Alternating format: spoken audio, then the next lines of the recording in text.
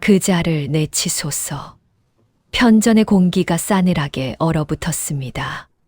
촛불이 흔들리는데도 임금은 옥좌에서 아무 말이 없었지요. 대신들이 일제히 고개를 조아리자 같은 말이 물결처럼 번져갔습니다. 내치소서, 내치소서 전하. 임금은 조용히 눈을 감았습니다. 지금 이 순간에도 옥에 갇혀 있는 그 자는 임금이 가장 아끼던 신하였지요. 밤늦도록 함께 나란 일을 논하고 백성의 굶주림을 걱정하며 함께 눈물 짓던 사람이었습니다. 그런 그가 역모를 꾀했다는 상소가 올라온 것이었지요. 증좌라 내민 것들은 그럴듯했고 증인이라 나선 자들은 넘쳐났습니다. 그러나 임금은 알고 있었습니다. 그 모든 것이 꾸며진 것이라는 사실을 말입니다. 임금은 그날 밤 홀로 그를 만나러 갔습니다. 옥사 안에서 초췌한 얼굴의 신하는 임금을 보고도 변명 한마디 하지 않았습니다. 다만 조용히 이렇게 말했지요. 전하, 신은 결백하옵니다. 허나 전하께서도 이미 아시지 않사옵니까? 지금 신을 지키려 드신다면 도리어 조정이 두 쪽으로 갈라질 것이옵니다. 신 하나 물러나 조정이 평안해진다면 그것으로 족하옵니다.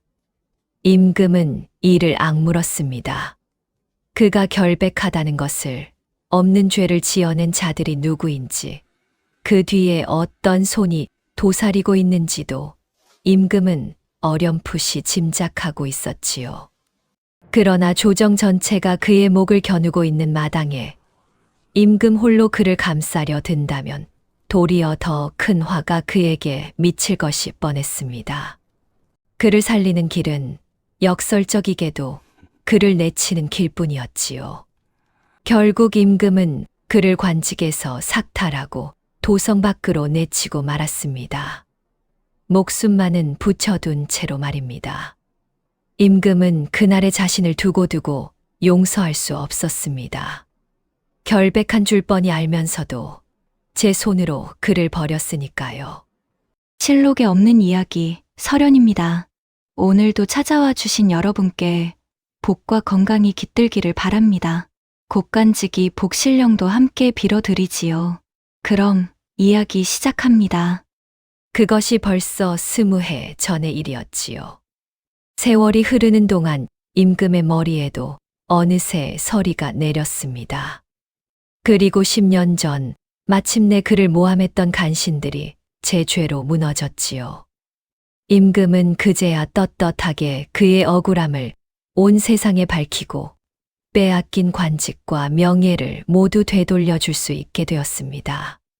관직도 명예도 잃어버린 세월까지도 말입니다.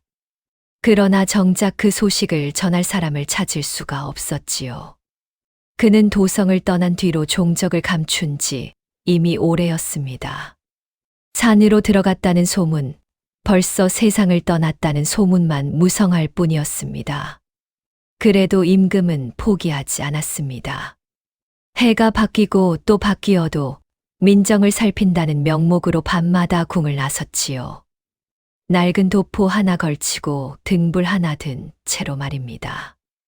백성의 삶을 살핀다는 말은 반은 참이고 반은 핑계였습니다. 임금의 마음 깊은 곳에는 언젠가 그 사람을 다시 만나 무릎 꿇고 용서를 빌고 싶다는 간절한 바람이 자리하고 있었으니까요. 그렇게 또 몇 해가 흘렀습니다. 어느 늦가을 밤이었지요. 임금은 이름조차 모르는 깊은 산골에 이르렀습니다. 인적이라곤 없는 골짜기였습니다. 하늘에는 구름 한 점 없이 별들만 가득했고 그 아래로 검은 산등성이가 겹겹이 잠들어 있었지요. 찬바람이 옷깃을 파고들고 발밑에서 마른 낙엽이 바스락바스락 부서졌습니다. 한 걸음 내디딜 때마다 서걱이는 그 소리가 고요한 골짜기에 유난히 크게 울려 퍼졌지요. 어디선가 산새 한 마리가 푸드덕 날아오르는 소리에 임금은 잠시 걸음을 멈추고 숨을 골랐습니다. 밤 이슬에 젖은 흙냄새와 낙엽 삭는 냄새가 코끝에 서늘하게 스며들었지요. 임금은 다시 천천히 걸음을 옮겼습니다. 등불 하나에 의지해 한참을 걷다 보니 어느새 다리가 무겁고 등에는 땀이 배어났지요. 그렇게 얼마나 걸었을까요? 저 멀리 산빛 아래 희미한 불빛 하나가 눈에 들어왔습니다. 다 쓰러져가는 움막이었습니다. 임금은 홀린 듯 그리로 걸음을 옮겼지요. 다가갈수록 심장이 조금씩 빨라졌습니다.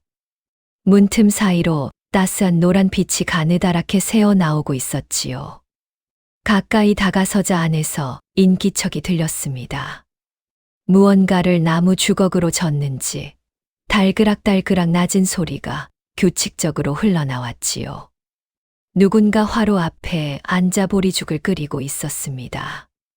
뭉근한 김이 문틈으로 모락모락 피어올랐고 구수한 곡식 냄새가 찬 밤 공기에 실려왔지요.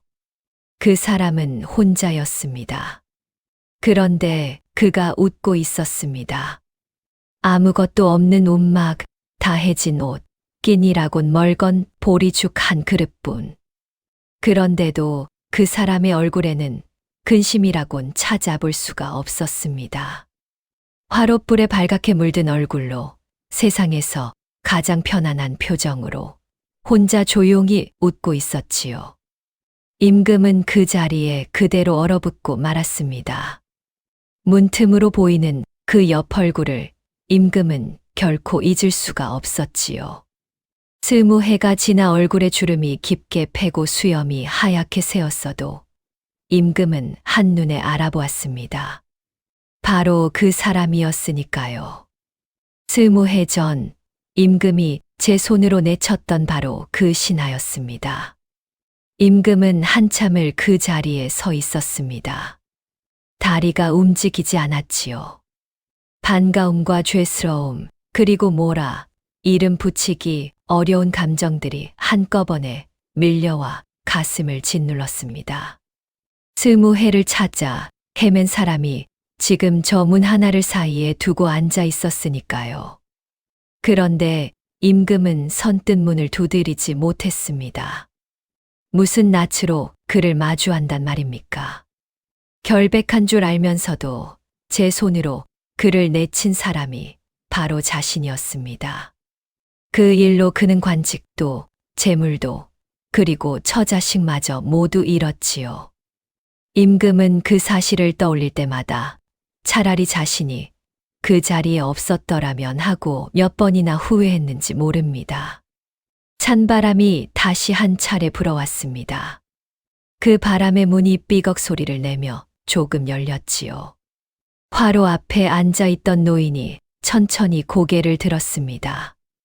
그리고 문틈에 서 있는 낯선 나그네를 바라보았지요. 두 사람의 눈이 마주쳤습니다. 임금의 심장이 덜컥 내려앉았습니다. 이제 무슨 말을 해야 할지, 어떤 표정을 지어야 할지 아무것도 떠오르지 않았지요. 그런데 노인은 조금도 놀라는 기색이 없었습니다. 마치 오래전부터 이 밤을 기다려온 사람처럼 그저 잔잔한 얼굴로 나그네를 바라볼 뿐이었지요. 이 늦은 밤에 먼 길을 오셨구려. 노인이 먼저 입을 열었습니다. 목소리는 낮고 따뜻했지요. 산길이 험한데 어찌 여기까지 오셨소? 밖이 차니 어서 안으로 드시지요. 임금은 아무 말도 하지 못했습니다. 노인은 자신을 알아보지 못한 것일까요? 아니면 알아보고도 모른 척하는 것일까요? 그 잔잔한 얼굴만으로는 도무지 속을 헤아릴 수가 없었지요. 임금은 떨리는 손으로 삿갓을 조금 더 눌러쓰고 조심스레 움막 안으로 발을 들였습니다. 안은 바깥보다 한결 따뜻했습니다. 화로 하나에 낡은 이부자리 한 채, 벽에는 마른 약초 몇 다발이 걸려 있을 뿐이었지요. 세간이라 부를 만한 것은 아무것도 없었습니다. 그런데도 이상하게 마음이 놓이는 곳이었지요. 오래 묵은 흙냄새와 약초 냄새, 그리고 보리죽 끓는 구수한 냄새가 방 안에 가득했습니다. 보시다시피 대접할 것이 변변찮소. 노인이 멋쩍게 웃으며 말했습니다. 허나 이 보리죽만은 따뜻하니 온몸을 녹이기엔 그만이지요.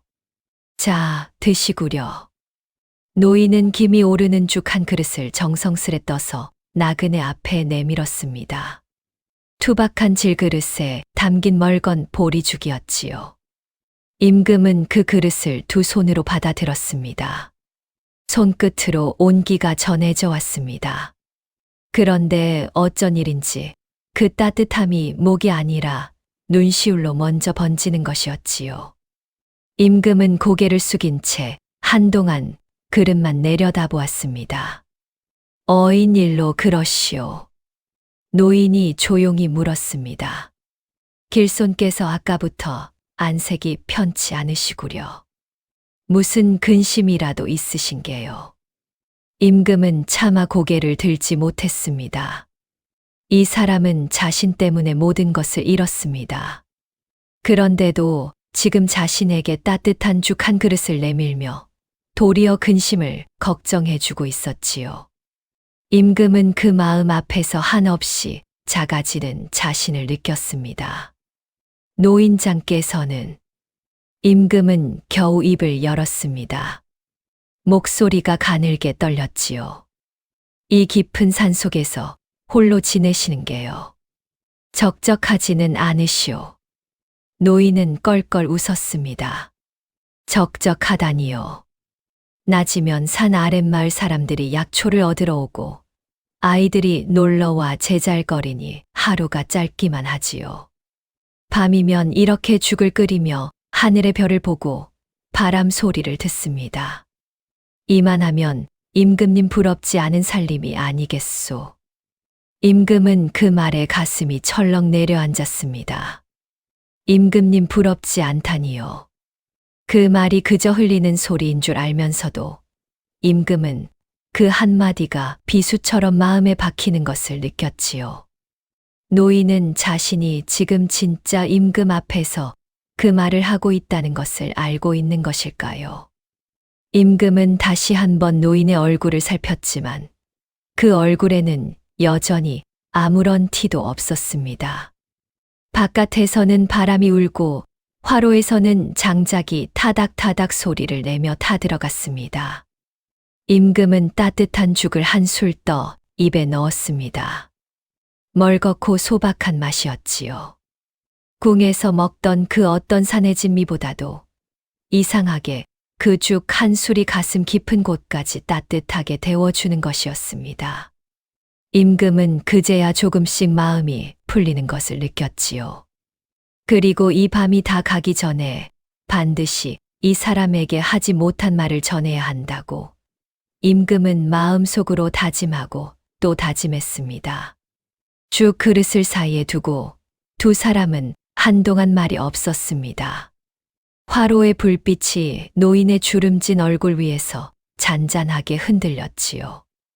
임금은 그 얼굴을 바라보다가 자기도 모르게 20해 전의 기억 속으로 천천히 걸어 들어갔습니다.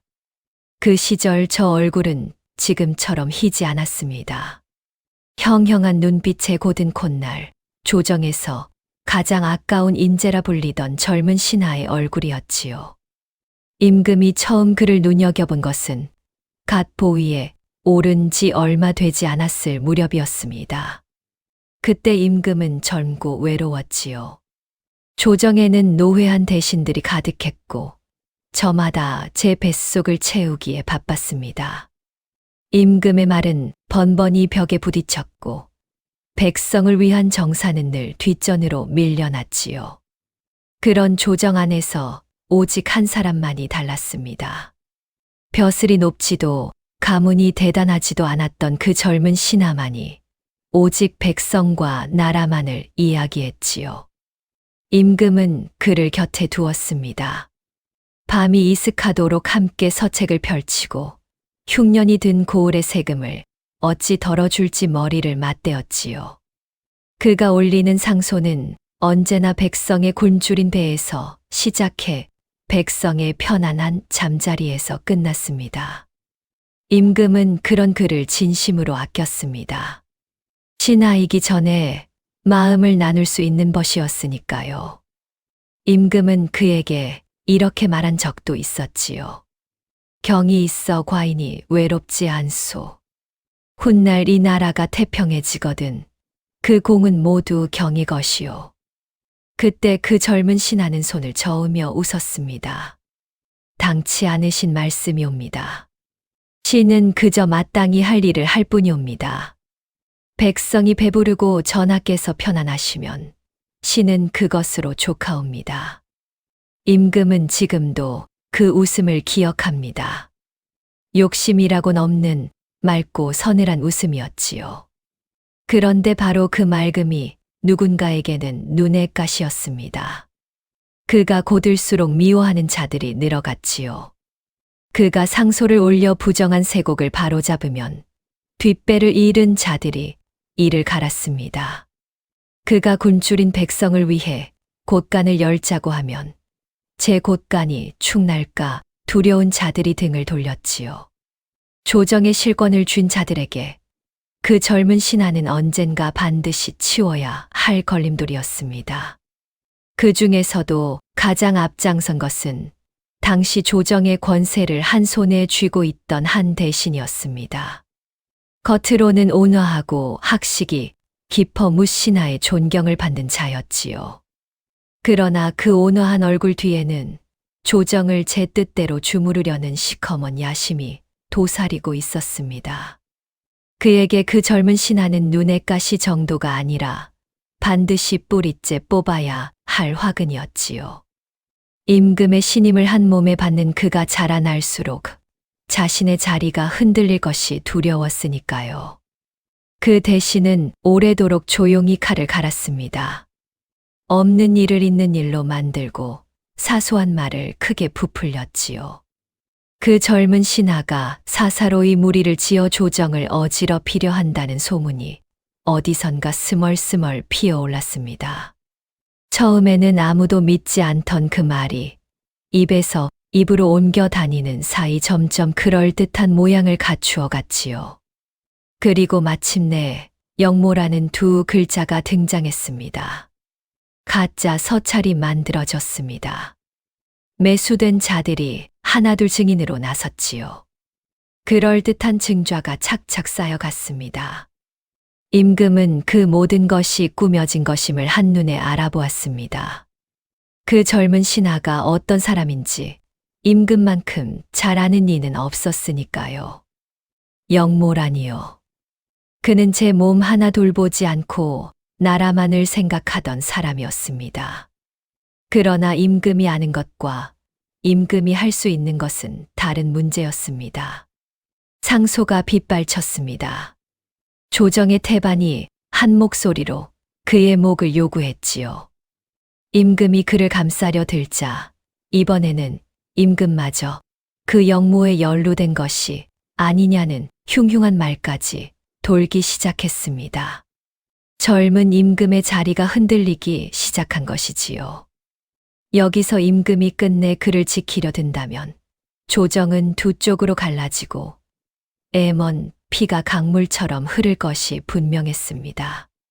그리고 그 소용돌이 속에서 가장 먼저 목숨을 잃을 사람은 다름 아닌 그 젊은 신하였지요. 임금은 밤마다 잠을 이루지 못했습니다. 그를 지키자니 나라가 흔들리고 나라를 지키자니 그를 버려야 했지요. 어느 쪽을 택하든 임금의 가슴에는 지울 수 없는 상처가 남을 것이었습니다. 임금은 몇 날 며칠을 홀로 앓았습니다. 그러나 답은 이미 정해져 있었는지도 모릅니다. 한 사람과 온 나라를 저울에 올렸을 때 임금이 택할 수 있는 길은 하나뿐이었으니까요. 그날 밤 임금은 옥사를 찾았습니다. 그리고 그 젊은 신하는 임금의 마음을 이미 다 헤아리고 있었지요.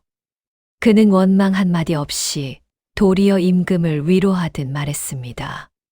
전하, 신을 내치소서. 그것이 전하를 살리고 나라를 살리는 길이옵니다. 신은 괜찮사옵니다. 부디 마음에 담아두지 마시옵소서. 임금은 그 말에 끝내 고개를 돌리고 말았습니다. 이튿날 임금은 만조백관이 지켜보는 앞에서 그를 삭탈관직하고 도성 밖으로 내쳤습니다. 임금의 목소리는 단 한 번도 떨리지 않았지요. 그래야만 했으니까요. 그러나 그 자리를 물러나 홀로 침전에 든 임금은 골룡포 소매에 얼굴을 묻은 채 소리 없이 오래도록 울었습니다. 그것으로 끝이었다면 차라리 나았을 것입니다. 그가 도성을 떠난 뒤 임금은 뒤늦게 더 참혹한 소식을 전해 들었습니다. 그 대신에 손길이 거기서 멈추지 않았던 것이지요.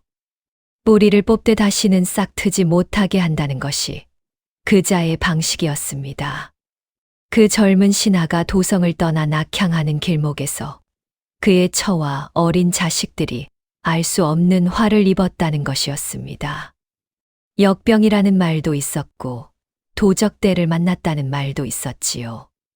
그러나 임금은 알았습니다.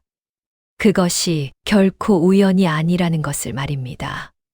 한 사람에게서 나라도 이름도 그리고 가족마저도 모조리 앗아간 것이었습니다. 임금은 그 소식을 들은 나를 평생 잊지 못했습니다. 손이 떨리고 눈앞이 캄캄해졌지요.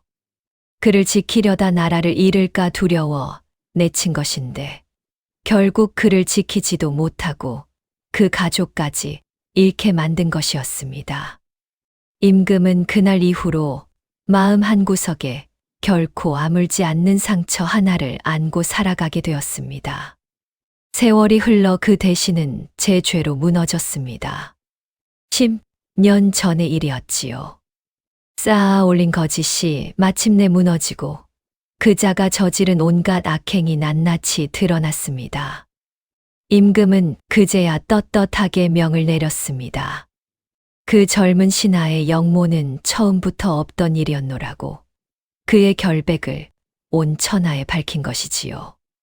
빼앗겼던 관직과 명예를 모두 되돌리고 잃어버린 세월에 대해서도 응당한 보답을 하고자 했습니다. 그러나 정작 그 소식을 전할 사람은 이 세상 어디에도 보이지 않았습니다. 임금은 나라 곳곳으로 사람을 풀었습니다. 그러나 그는 이미 오래전에 세상과 인연을 끊은 뒤였지요. 살아있는지조차 알 수 없었습니다. 그렇게 다시 10년이 흘렀고 임금은 백발이 성성한 노인이 되어서도 그 사람을 찾는 일을 멈추지 못했습니다. 그리고 지금 임금은 그토록 찾아 헤매던 그 사람 앞에 앉아 있었습니다. 화로의 불빛이 다시 한번 흔들렸습니다. 임금은 긴 회상에서 천천히 깨어났지요. 눈앞에 노인은 여전히 잔잔한 얼굴로 죽을 뜨는 임금을 조용히 바라보고 있었습니다. 20해의 세월이 두 사람 사이에 강물처럼 놓여 있었지만 그 강을 사이에 두고도 임금의 가슴은 그날처럼 여전히 미어졌지요. 임금은 죽그릇을 조용히 내려놓았습니다.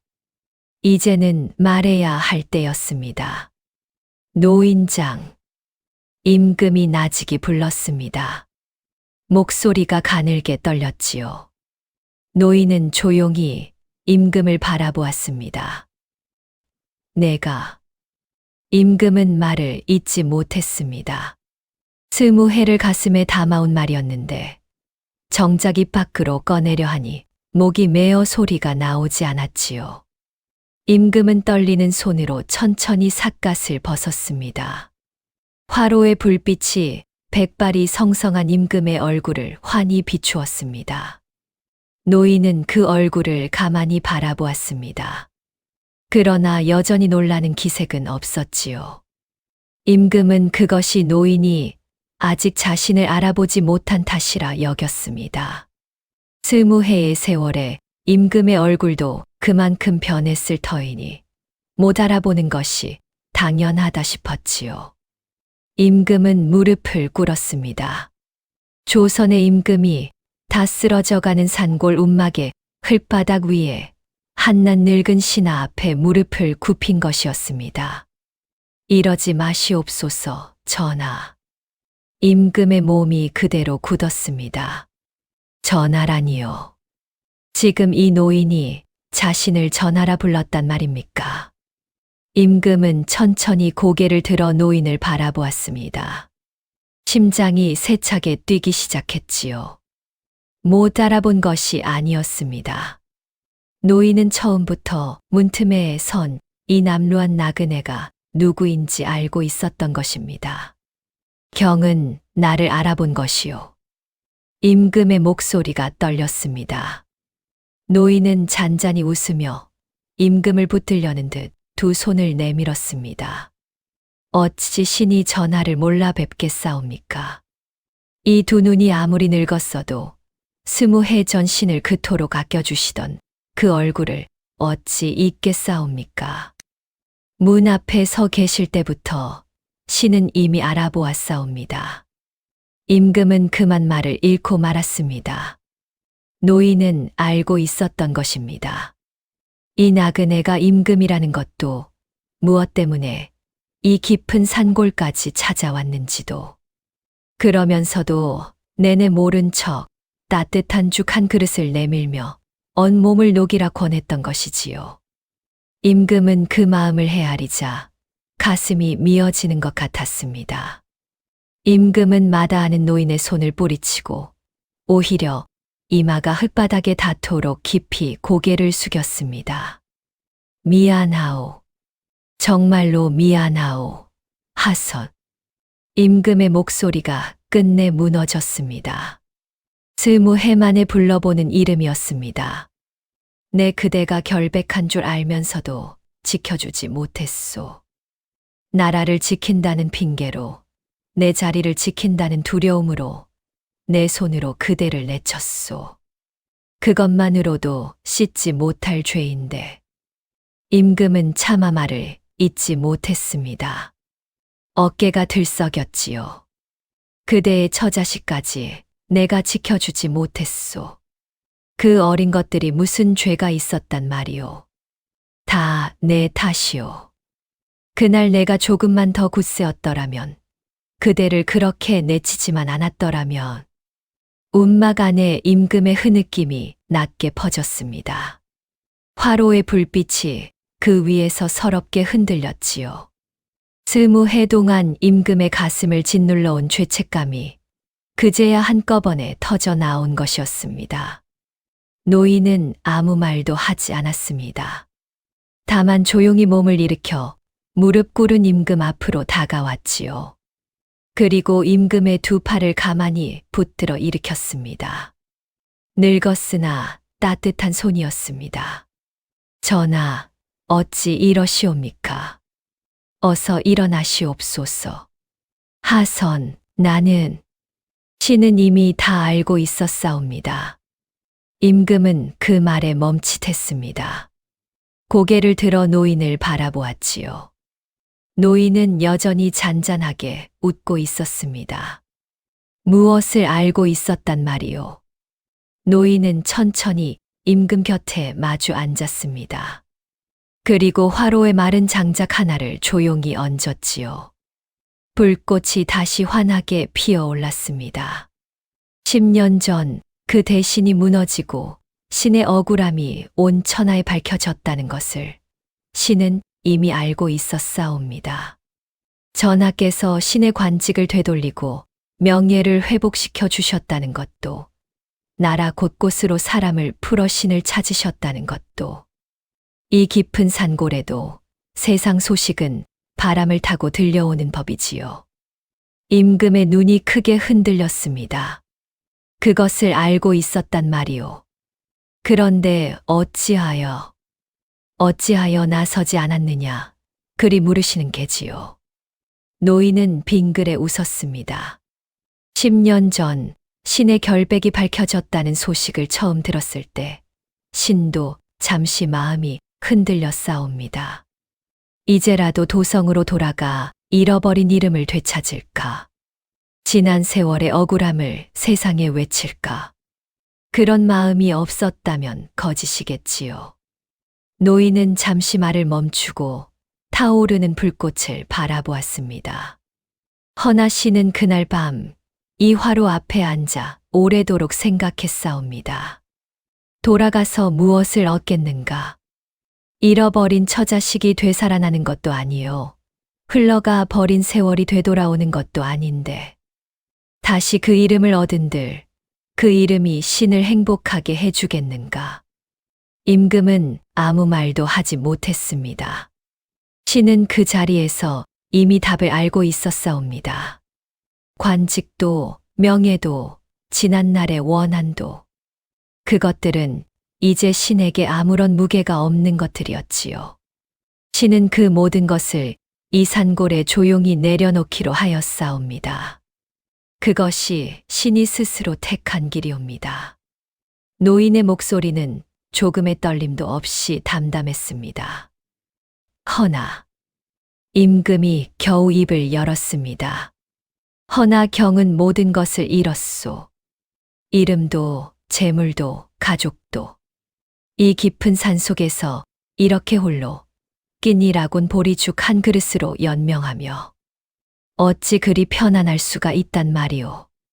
나 같으면 세상을 원망하다 미쳐버렸을 것이오. 노인은 그 말에 소리 내어 웃었습니다. 전하, 신이 무엇을 잃었다 하시옵니까? 임금은 노인의 얼굴을 물끄러미 바라보았습니다. 이름을 잃었다 하셨지요. 허나 그 이름이란 것이 남들이 신을 부르던 소리에 지나지 않사옵니다. 재물을 잃었다 하셨지요. 허나 그 재물이란 것도 있을 때는 근심이요 없으면 도리어 홀가분한 것이었사옵니다. 신이 참으로 사랑하던 것들은 애초에 누가 빼앗을 수 있는 것이 아니었사옵니다. 노인은 손을 들어 움막 밖을 가리켰습니다. 저 밤하늘의 별을 보시옵소서. 저 별들은 신이 정승이었을 때에도 죄인이 되어 쫓겨났을 때에도 한결같이 신의 머리 위에서 빛나고 있었사옵니다. 저 산을 흐르는 바람도 골짜기를 채우는 물소리도 봄이면 어김없이 피는 들꽃도 그것들은 신이 무엇이든 언제나 그 자리에 있었지요. 신이 이제야 그것들이 보이기 시작한 것이옵니다. 임금은 숨을 죽이고 그 말을 들었습니다. 낮이면 마을 사람들이 신을 찾아옵니다. 배가 아픈 아이에게 약초를 다려 먹이면 그 어미가 눈물을 흘리며 고마워하지요. 그를 모르는 늙은이에게 편지를 읽어주면 그 얼굴에 환한 웃음이 피어납니다. 신은 그 웃음 하나에 정승 시절 10년을 다 준다 해도 바꾸지 않을 만큼 큰 기쁨을 느끼옵니다. 노인의 눈빛이 화로의 불빛보다 더 따뜻하게 빛났습니다. 전하, 신은 이 산에 들어와서야 비로소 알았사옵니다. 사람이 참으로 살아가는데 필요한 것은 실로 얼마 되지 않는다는 것을 말이옵니다. 따뜻한 죽 한 그릇, 몸 누일 자리 하나, 그리고 마음을 나눌 이웃 몇. 그것이면 족하옵니다. 신은 지금 그 모든 것을 가지고 있사옵니다. 노인은 임금을 향해 조용히 미소 지었습니다. 하여 신은 감히 이리 여기옵니다. 이보다 더한 부자가 이 세상 어디에 또 있겠사옵니까? 임금은 그 말에 아무런 대꾸도 하지 못했습니다. 가슴 깊은 곳에서 무언가가 서서히 무너져 내리는 것 같았지요. 스무 해 동안 임금은 이 사람을 세상에서 가장 불행한 사람이라 여겼습니다. 자신이 망쳐놓은 삶, 자신이 갚아야 할 빚이라 여겼지요. 그래서 어떻게든 되돌려주려, 무엇이든 다시 안겨주려 밤마다 산길을 헤매었던 것입니다. 그런데 정작 눈앞에 이 사람은 임금이 평생 궁에서도 얻지 못한 것을 이미 가지고 있었습니다. 임금은 문득 부끄러워졌습니다. 그 화려한 궁궐에서 수백 명의 신하를 거느리고 온 나라의 재물을 손에 쥐고도 임금은 단 하룻밤도 이 노인처럼 편안히 잠든 적이 없었지요. 늘 무언가에 쫓기고 무언가를 두려워하고 무언가를 더 가지려 애쓰며 살아왔던 것입니다. 하선. 임금은 한참 만에 입을 열었습니다. 목소리가 젖어 있었지요. 내가 그대에게 무엇을 되돌려 주려 여기까지 왔는지 아시오. 관직이요. 명예요. 지난 세월에 대한 보답이요. 나는 그것들이 그대에게 진 빚이라 여겼소. 그런데 지금 보니 그대는 나에게 되돌려받을 것이 아무것도 없는 사람이었구려. 도리어 내가 그대에게서 무언가를 배워가는구려. 노인은 그저 잔잔히 웃을 뿐이었습니다. 전하께서 여기까지 걸음하신 그 마음, 신은 그것으로 이미 넘치도록 받았사옵니다. 20해가 지나도록 한낱 늙은 신하를 잊지 않으시고 그 먼 산길을 밤마다 헤매어 찾아주신 그 마음. 세상 어느 임금이 그리하겠사옵니까? 신은 오늘 밤 그 마음 하나로 지난 20해가 다 갚아진 듯하옵니다. 화로에서 장작이 타닥 소리를 내며 무너졌습니다. 불티가 잠시 붉게 피어올랐다가 이내 잔잔한 온기로 가라앉았지요. 움막 안에는 오래도록 아무 말이 없었습니다. 그러나 그 침묵은 어색하거나 무겁지 않았습니다. 20해의 세월을 사이에 두고 마주 앉은 두 노인 사이에 말보다 깊은 무언가가 조용히 오가고 있었으니까요. 임금은 다시 죽 그릇을 들었습니다. 식어가던 보리죽을 한 술 떠 입에 넣었지요. 아까와 똑같은 멀겋고 소박한 맛이었습니다. 그런데 이번에는 그 맛이 조금도 서럽지 않았습니다. 도리어 그 어떤 산해진미보다 깊고 따뜻하게 임금의 가슴속을 가만히 채워주는 것이었지요. 바깥에서는 어느새 바람이 잦아들어 있었습니다. 움막의 작은 창 너머로 노인이 말하던 그 별들이 유난히 맑게 빛나고 있었습니다. 그 밤 임금은 끝내 아무것도 청하지 못했습니다. 궁으로 돌아가자는 말도 이제라도 잃은 것을 되돌려 주겠다는 말도 임금은 하나도 입 밖에 내지 못했지요. 하선의 잔잔한 얼굴을 마주하고 있자니 그런 말들이 얼마나 부질없는 것인지 저절로 알게 되었으니까요. 두 사람은 화로 앞에 마주 앉아 밤이 이슥하도록 지난 이야기를 나누었습니다. 젊은 시절의 일들, 함께 웃던 날들, 그리고 흘러가 버린 20해의 세월을 말입니다. 먼동이 틀 무렵 임금은 자리에서 일어났습니다. 또 오리다.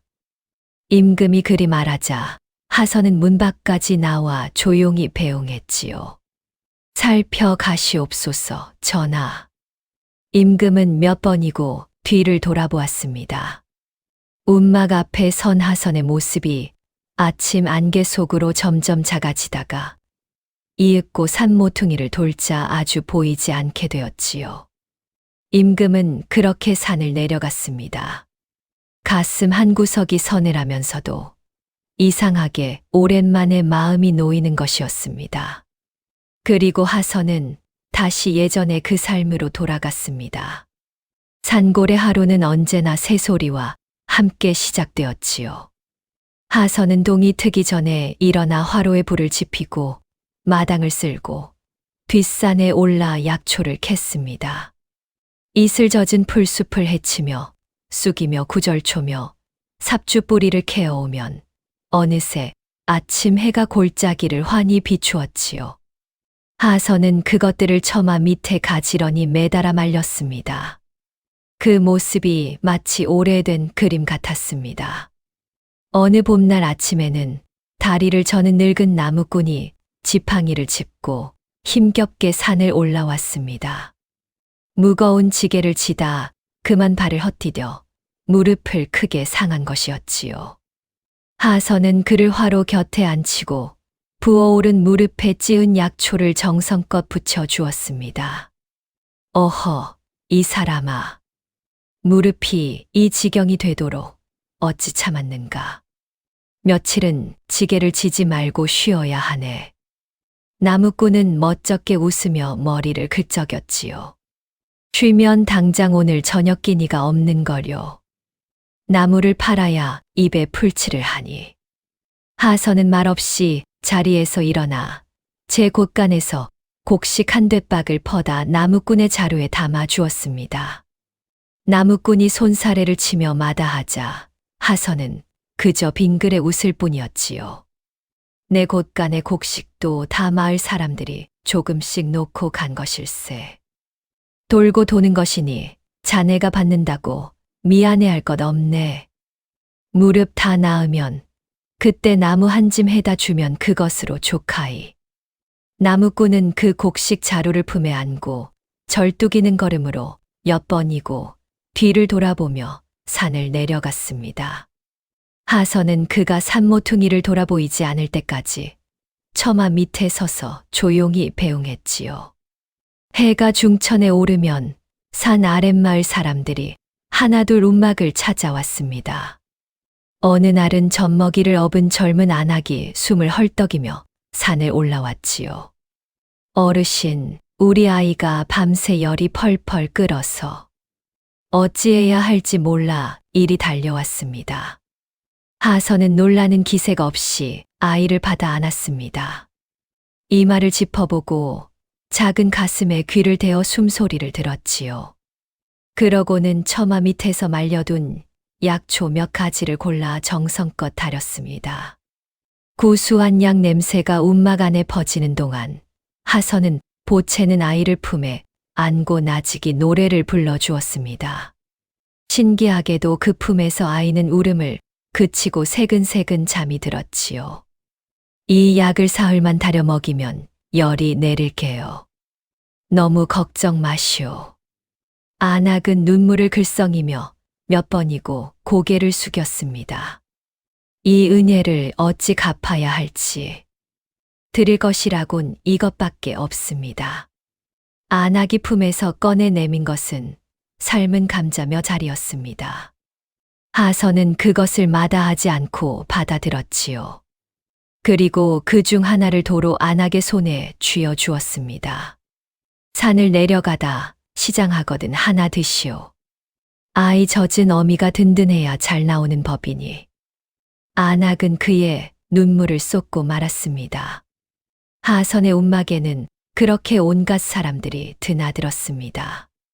허리가 아픈 노인, 낫에 손을 뺀 나무꾼, 배앓이를 하는 아이. 하선은 누가 오든 마다하는 법이 없었지요. 약값을 받는 일도 없었습니다. 그저 가진 이는 곡식 한 줌을, 없는 이는 따뜻한 말 한마디를 놓고 갈 뿐이었지요. 그런데도 하선의 곳간은 이상하게 비는 법이 없었습니다. 마을 사람들이 저마다 조금씩 나누어 두고 갔으니까요. 어느 늦여름 저녁이었습니다. 그를 모르는 늙은 과부가 편지 한 통을 들고 찾아왔지요. 도성으로 돈 벌러 간 아들이 보내온 편지였습니다. 노파는 그 편지를 몇 날 며칠 품에 안고만 있었지요. 읽을 줄을 몰랐으니까요. 어르신, 이 늙은이 눈에는 그저 개미가 기어간 자국 같으니 부디 우리 아들이 무어라 썼는지 좀 읽어주시구려. 하선은 편지를 받아들고 등잔불 아래에서 천천히 읽어 내려갔습니다. 어머니, 저는 잘 지내고 있습니다. 여기서 열심히 일해 돈을 모으고 있으니 부디 몸성이 계십시오. 겨울이 오기 전에 꼭 어머니를 뵈러 가겠습니다. 따뜻한 소못 한 벌 지어 갈 터이니 그때까지 감기 조심하십시오. 노파는 그 말을 듣다 말고 그만 손으로 입을 틀어 막았습니다. 주름진 뺨 위로 눈물이 주르륵 흘러내렸지요. 우리 아들이 이 어미를 잊지 않았구려. 잊지 않았어. 하선은 편지를 곱게 접어 노파의 손에 쥐어 주었습니다. 그리고 붓과 종이를 꺼내 노파가 부르는 대로 답장을 적어 주었지요. 아들이 부디 몸조심하라는 말, 밥은 굶지 말라는 말, 어미는 잘 있으니 걱정 말라는 말. 노파의 서툰 말들이 하선의 붓끝에서 정갈한 글이 되어 종이 위에 내려앉았습니다. 노파는 그 편지를 마치 보물처럼 가슴에 품고 산을 내려갔지요. 가을이 깊어지면 마을 아이들이 움막으로 몰려왔습니다. 하선의 옛 이야기를 듣기 위해서였지요. 아이들은 화로 앞에 옹기종기 둘러앉아 눈을 반짝이며 하선의 입만 바라보았습니다. 하선은 먼 옛날의 이야기를 들려주었지요. 착한 나무꾼과 산신령 이야기, 은혜 갚은 까치 이야기, 별이 된 오누이 이야기. 아이들은 무서운 대목에서는 서로를 끌어안고 우스운 대목에서는 까르르 웃음을 터뜨렸습니다. 어르신은 어쩜 그리 이야기를 많이 하세요? 한 아이가 눈을 동그랗게 뜨고 묻자 하선은 빙그레 웃었습니다. 허허, 이 늙은이가 살아온 세월이 곧 이야기가 아니겠느냐. 너희도 오래 살다 보면 저마다 가슴속에 이야기 한 보따리씩을 품게 될 게다. 그럼 어르신 이야기 중에 제일 재미난 건 뭐예요? 하선은 잠시 화롯불을 바라보았습니다. 그러고는 나직이 웃으며 말했지요. 글쎄다. 언젠가 아주 귀한 손님이 이 움막을 찾아온 이야기가 있단다. 허나 그 이야기는 너희가 좀 더 잘하거든 들려주마. 아이들은 무슨 뜻인지도 모르고 고개를 갸웃거렸지만 하선은 그저 잔잔히 웃을 뿐이었습니다. 그 귀한 손님이 누구였는지는 하선의 가슴 속에만 조용히 묻혀 있었지요. 겨울이 오면 하선의 움막은 마을에서 가장 따뜻한 곳이 되었습니다. 눈이 소복이 쌓인 밤이면 갈 곳 없는 늙은이며 부모 잃은 아이들이 하선의 움막을 찾아들었지요. 하선은 그들을 마다하지 않고 화로 곁에 앉혀 따뜻한 보리죽을 한 그릇씩 나누어 주었습니다. 멀건 죽이었지만 그 죽 한 그릇에 얼었던 몸도 마음도 사르르 녹아내렸지요. 사람들은 하선의 움막에서 하룻밤을 묵고 이튿날 아침이면 다시 저마다의 삶으로 돌아갔습니다. 그렇게 봄, 여름, 가을, 겨울이 몇 번이고 지나갔습니다. 산 아랫마을 사람들에게 하선은 어느새 없어서는 안 될 존재가 되어 있었지요. 아픈 이에게는 약이 되어주고 외로운 이에게는 벗이 되어주고 갈 곳 없는 이에게는 처마가 되어 주었으니까요. 사람들은 그를 그저 움막 어르신이라 불렀습니다. 그가 한때 나라의 정승이었다는 것도 임금이 밤마다 찾아 헤매던 사람이라는 것도 마을 사람들은 아무도 알지 못했지요. 그러나 그런 것은 조금도 중요하지 않았습니다. 하선은 그저 마을 사람들의 움막 어르신으로 충분히 행복했으니까요. 이따금 밤이 깊어 사람들이 모두 돌아가고 나면 하선은 홀로 문가에 앉아 밤하늘을 올려다보았습니다. 20해 전이나 지금이나 한결같이 빛나는 별들을 말이지요. 그러고는 나직이 혼잣말을 하곤 했습니다. 오늘도 참으로 좋은 하루였구나. 바람이 골짜기를 지나며 대숲을 흔들고 어디선가 부엉이 우는 소리가 아득히 들려왔습니다. 하선의 얼굴에는 언제나처럼 잔잔한 미소가 어려 있었지요. 그 미소는 세상 그 무엇도 흔들 수 없는 깊고 고요한 것이었습니다. 그해 겨울은 유난히 매서웠습니다. 사르레는 북풍이 몰아치던 어느 날 산 아랫마을에 낯선 이 하나가 흘러들었습니다. 누더기를 걸친 늙은 거지였지요. 뼈만 앙상하게 남은 몸에 다해진 집신을 신고 깨진 바가지 하나를 든 채였습니다. 눈보라 속을 얼마나 헤매었는지 그는 마을 어귀에 이르러 그만 눈밭에 털썩 쓰러지고 말았지요.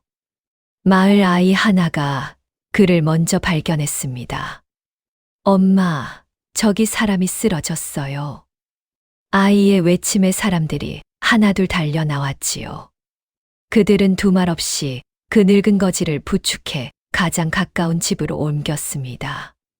언 몸을 아랫목에 뉘고 따뜻한 물로 손발을 주무르고 이내 뜨끈한 죽 한 그릇을 쑤어왔지요. 정신이 든 거지가 눈을 떴을 때 그의 곁에는 낯선 이들이 걱정스러운 얼굴로 둘러앉아 있었습니다. 이제 정신이 드시오? 어허, 이 추운 날에 얼어 죽을 뻔했구려. 자, 이거라도 좀 드시오. 한 안하기 김이 오르는 죽 그릇을 그의 입가로 가져갔습니다. 거지는 어리둥절한 얼굴로 그 죽을 받아 넘겼지요. 따뜻한 것이 목을 타고 넘어가자 얼었던 몸속으로 온기가 천천히 퍼졌습니다. 그런데 거지는 그 온기 앞에서 도무지 마음이 편치 않았습니다. 이 늙은 거지는 실은 한때 조정의 권세를 한 손에 쥐고 흔들던 바로 그 대신이었으니까요. 세월이 흘러 그의 거짓이 낱낱이 드러나던 날, 그는 모든 것을 잃었습니다. 벼슬도 재물도 그를 따르던 무리도 하루아침에 사라졌지요. 죄를 물어 목숨을 거두려는 것을 임금이 차마 그리하지 않고 삭탈관직하여 내치는 것으로 그쳤습니다. 그날 이후 그는 정처 없이 떠도는 신세가 되었지요. 한때 그의 위세에 굽실대던 자들은 이제 그를 보면 침을 뱉었고 그가 짓밟았던 이들은 손가락질하며 비웃었습니다. 갈 곳도 반겨주는 이도 없이 그는 수년을 그렇게 밥을 빌며 떠돌았지요. 그런 그가 세상 끝 같은 이 산골 마을에 흘러든 것이었습니다. 그런데 이 마을은 이상했습니다. 다른 곳에서는 문전박대의 몽둥이질까지 당하기 일쑤였는데 이곳 사람들은 낯선 거지 하나를 제 식구인 양 거두어 먹이고 재워주었지요. 하루 이틀이면 눈칫밥에 쫓겨나려니 했는데 사흘이 지나고 나흘이 지나도 사람들의 눈빛은 한결같이 따뜻하기만 했습니다. 기력을 좀 차리셨소. 얼굴에 핏기가 도니 참 다행이요. 이 옷이 낡긴 했어도 따뜻하니 이거라도 걸치시구려. 사람들은 저마다 없는 살림을 쪼개어 그에게 나누어 주었습니다.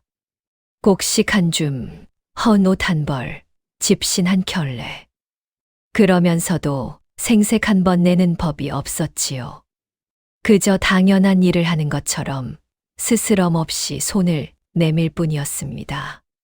그러나 어리석은 자는 그 따뜻함 앞에서도 제 신세 타령만 늘어놓았습니다. 늙은 대신은 밤마다 홀로 앓는 소리를 냈지요. 내가 왕년에 어떤 사람이었는데 만조백관이 내 앞에서 벌벌 떨었고 온 나라의 재물이 내 손안에 있었거늘 그 좋던 시절이 다 어디로 갔단 말인가. 어쩌다 내가 이 꼴이 되어 산골 촌것들의 동정이나 받는 신세가 되었는가. 그는 마을 사람들의 선의를 고마워할 줄 몰랐습니다. 도리어 제가 이런 대접을 받는 것이 초라하게만 느껴졌지요. 잃어버린 권세와 영화만을 그리워하며 제 신세를 한탄하고 또 한탄할 뿐이었습니다. 마을 사람들이 아무리 정성을 쏟아도 그의 굳게 닫힌 마음에는 조금도 가닿지 못하는 듯 했지요. 그렇게 며칠이 더 흐른 어느 날이었습니다. 늙은 대신이 마을을 어슬렁거리다가 우물가에서 한 노인과 마주쳤습니다. 마을 아이들에게 둘러싸여 도란도란 이야기를 나누고 있는 백발의 노인이었지요. 무심코 그 얼굴을 본 순간 늙은 대신은 그 자리에 얼어붙고 말았습니다. 하선이었습니다. 20여 년 전 자신이 없는 죄를 뒤집어 씌워 조정에서 내쫓고 그 처자식까지 잃게 만들었던 바로 그 사람.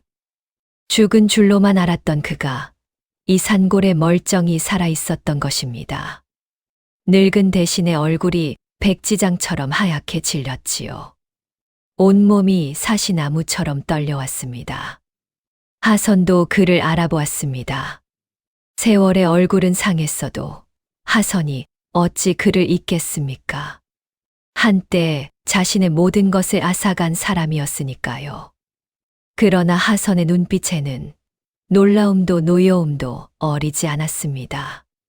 그저 잔잔한 물결 같은 눈빛으로 하선은 벌벌 떠는 늙은 거지를 가만히 바라볼 뿐이었지요. 늙은 대신은 그의 뒷걸음질 치다 바닥에 주저앉고 말았습니다. 어찌 살아 있었단 말인가? 이제 나를 어찌하려는 게냐? 그는 하선이 당장이라도 자신을 붙잡아 관아에 넘기거나 그동안 쌓인 원한을 갚으려 들 것이라 여겼지요. 제가 저지른 죄를 알기에 두려움에 온몸이 오그라들었습니다. 그런데 하선은 천천히 그에게 다가와 쓰러진 그를 부축해 일으키는 것이었습니다. 많이 상하셨구려. 이 추운 날 고생이 많으셨소. 늙은 대신은 제 귀를 의심했습니다. 무슨 소리냐. 나는 내 모든 것을 앗아간 자다.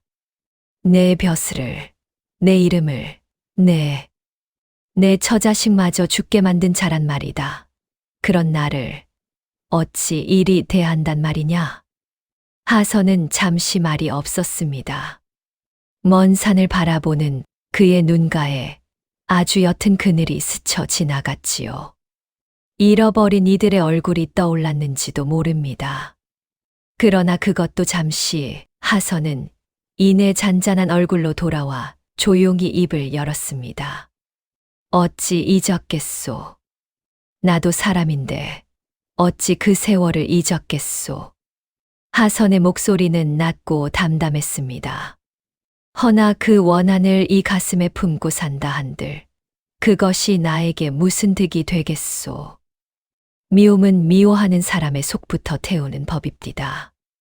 나는 그 불에 내 남은 생마저 태우고 싶지 않았소. 그래서 오래전에 그 모든 것을 이 산에 내려놓았소이다. 원한도 미움도 지나간 세월도 모두 다 말이오. 늙은 대신은 아무 말도 하지 못했습니다. 이미 다 지나간 일이오. 그러니 부디 마음 쓰지 마시오. 지금 그대에게 필요한 것은 지난날의 빚을 갚는 것이 아니라 온몸을 녹이고 상한 기력을 되찾는 일이 아니겠소. 우선 몸부터 추스르시구려. 그러고는 하선은 제 품에서 마른 약초 한 줌을 꺼내 그의 손에 쥐어 주었습니다. 늙은 대신을 위해 다려 먹으라는 것이었지요. 늙은 대신은 그 약초를 받아든 채 오래도록 그 자리에 얼어붙어 있었습니다. 처음 그의 마음속에 든 것은 뜻밖에도 반감이었습니다. 저를 이토록 너그러이 대하는 하선의 모습이 마치 저를 내려다보며 아량을 베푸는 것처럼 느껴졌던 것이지요. 어리석은 자의 뒤틀린 마음이었습니다. 이제 와 성인군자인 척하는 게냐.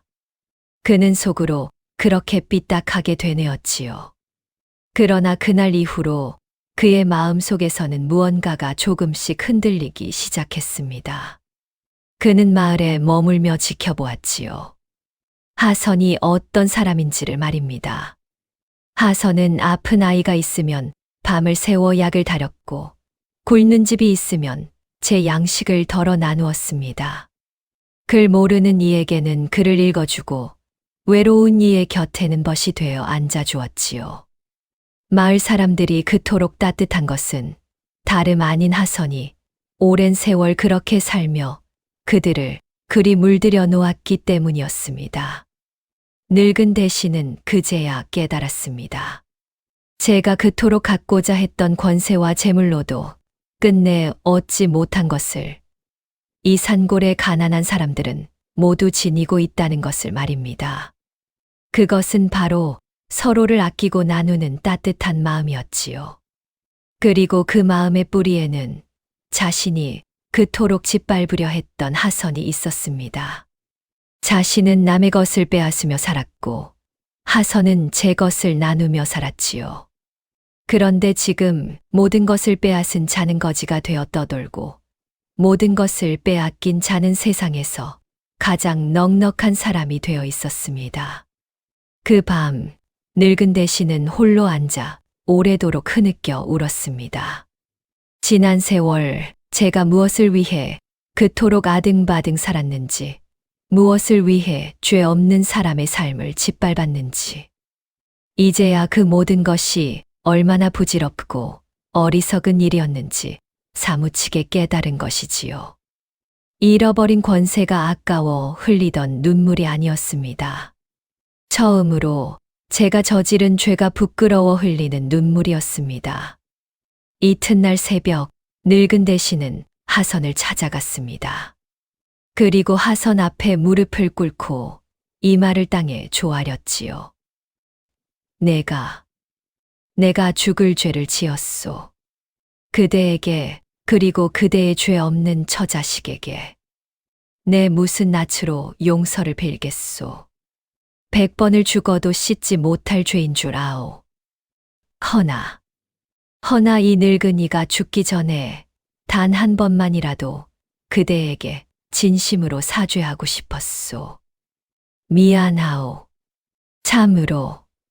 참으로 미안하오. 늙은 대신의 어깨가 서럽게 들썩였습니다. 하선은 그런 그를 말없이 내려다보다가 천천히 몸을 굽혀 그를 일으켜 세웠습니다. 그리고 그의 두 손을 가만히 마주 잡았지요. 늙고 거친 그러나 이제는 참회로 떨리는 손이었습니다. 그 말 한마디를 나는 아주 오래 기다렸는지도 모르겠소이다. 하선의 눈가가 처음으로 촉촉이 젖어들었습니다. 이제 되었소. 다 되었소. 지난 일은 지난 일로 흘려보내고 부디 남은 생은 마음 편히 사시구려. 지난날의 그대는 이미 죽었으니 이제부터는 새 사람으로 다시 태어나면 그만이오. 두 노인은 그렇게 오래도록 손을 맞잡은 채 서 있었습니다. 한때 서로를 원수로 여겼던 두 사람 사이에 20여 년의 세월이 강물처럼 흘렀지만 그 강을 사이에 두고도 이제는 미움도 원망도 남아있지 않았지요. 아침 햇살이 두 사람의 구분 등 위로 따스하게 내려앉았습니다. 며칠 후 늙은 대신은 조용히 마을을 떠났습니다. 떠나기 전 그는 마을 사람들 하나하나를 찾아가 깊이 고개를 숙였습니다. 아무것도 아닌 자신을 거두어주고 사람으로 다시 살게 해주어 고맙다고 말이지요.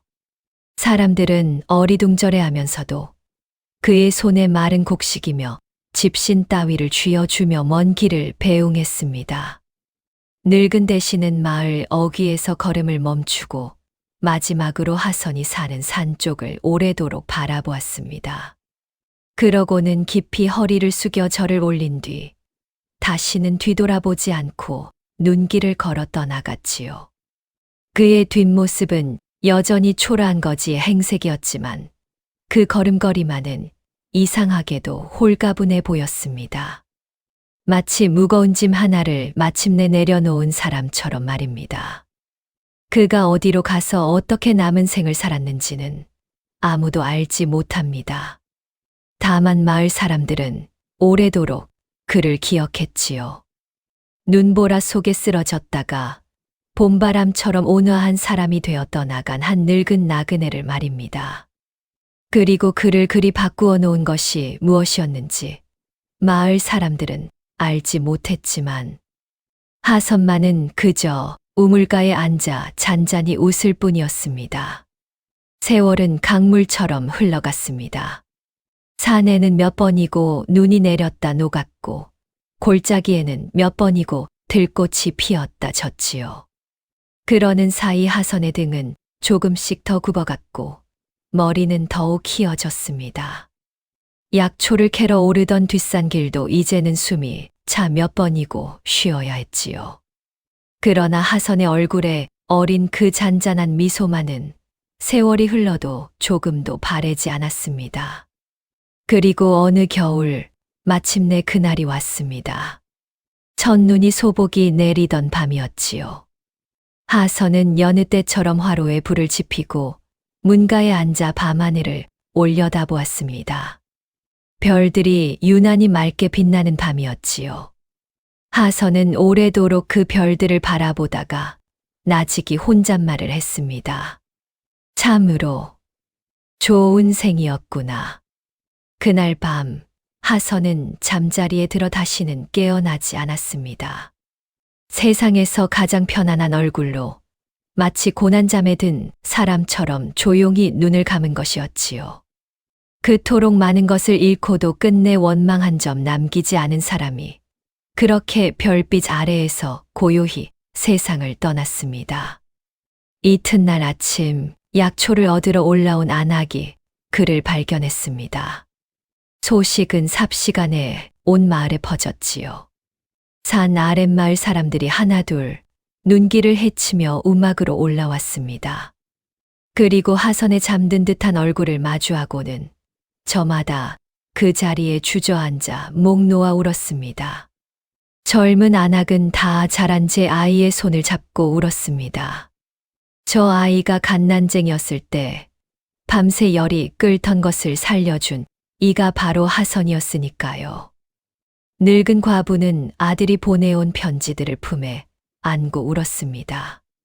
그 편지를 읽어주고 답장을 써준 이가 바로 하선이었으니까요. 이제는 훌쩍 자란 아이들은 어린 시절 화로 앞에서 옛 이야기를 들려주던 그 다정한 목소리를 떠올리며 울었습니다. 마을 사람들은 정성을 다해 하선을 산 양지 바른 곳에 모셨습니다. 누가 시킨 것도 아닌데 저마다 가진 것을 조금씩 내어왔지요. 없는 살림에도 하얀 쌀밥을 지어 올리고 손수 지은 무명옷을 지어 입혔습니다.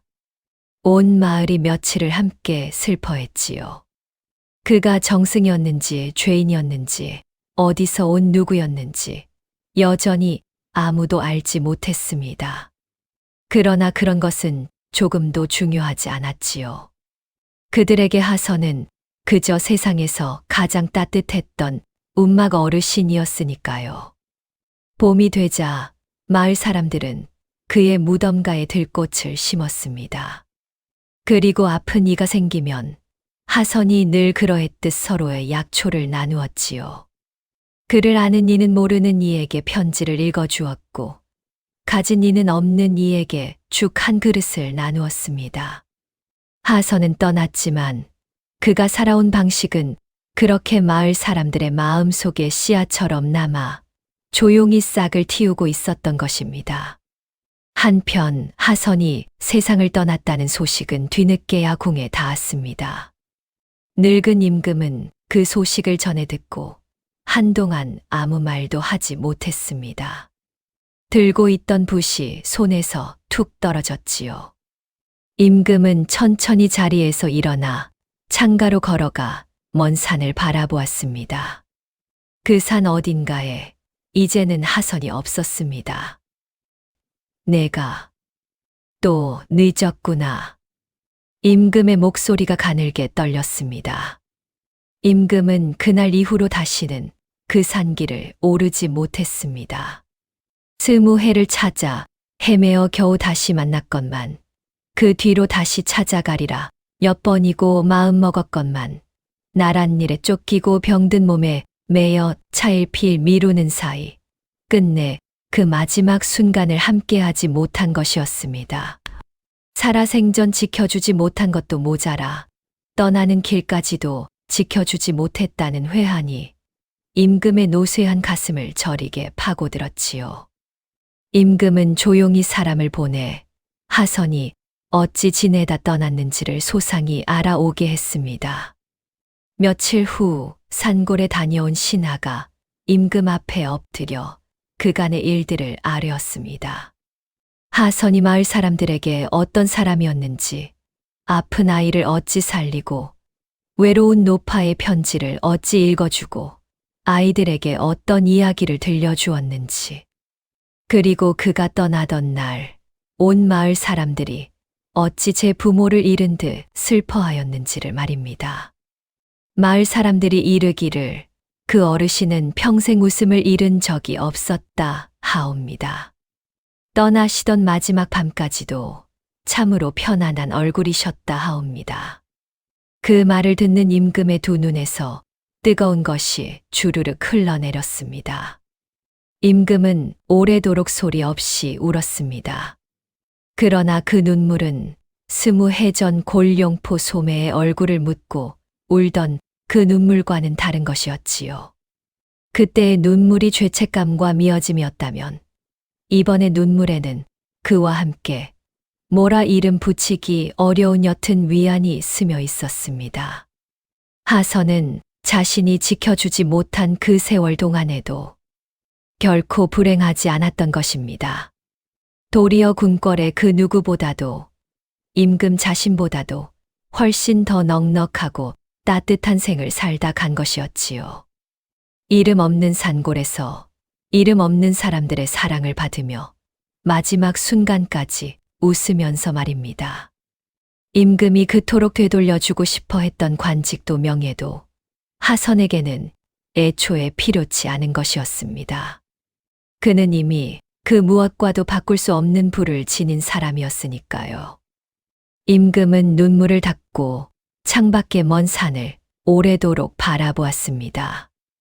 문득 그 밤 움막에서 하선이 하던 말이 귓가에 다시 울려오는 듯 했습니다. 따뜻한 죽 한 그릇, 몸 누일 자리 하나, 마음을 나눌 이웃 몇. 그것이면 족하다던 그 말이 말입니다. 임금은 그제야 어렴풋이 알 것 같았습니다. 하선이 어찌하여 그토록 편안히 웃을 수 있었는지를, 그리고 어찌하여 그 삶을 스스로 택하였는지를 말입니다. 그날 밤 임금은 오랜만에 깊은 잠에 들었습니다.